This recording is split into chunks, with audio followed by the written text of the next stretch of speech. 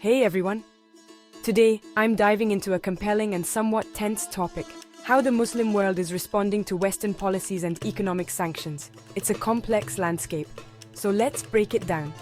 In recent years, there's been a noticeable shift in how Muslim-majority countries handle their foreign policy, especially in relation to the West. This isn't just about politics, it's about sovereignty, economic survival, and cultural identity.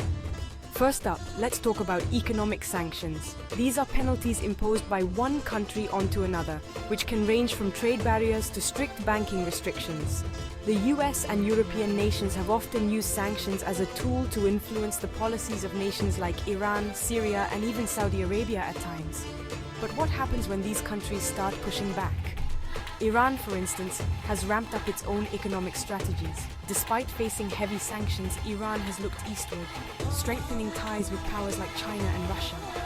This isn't just a pivot, it's a strategic reorientation that could reshape regional economics and global alliances.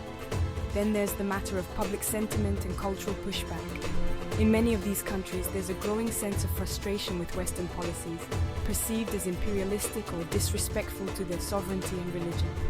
This sentiment often fuels grassroots movements, public protests, and even policy decisions from governments aiming to assert their autonomy.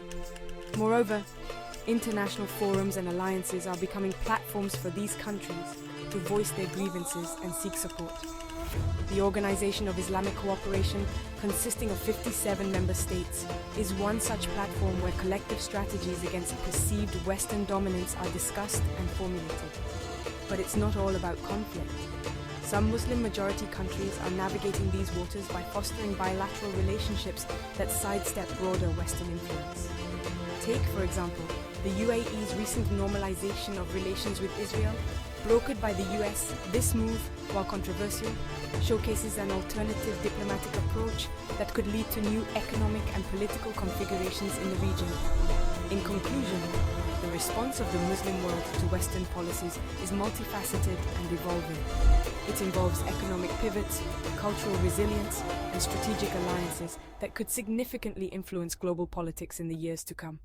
Understanding these dynamics is key to comprehending not just the politics of these regions, but also the broader shifts in our global landscape. Thanks for tuning in, and I'll catch you in the next video.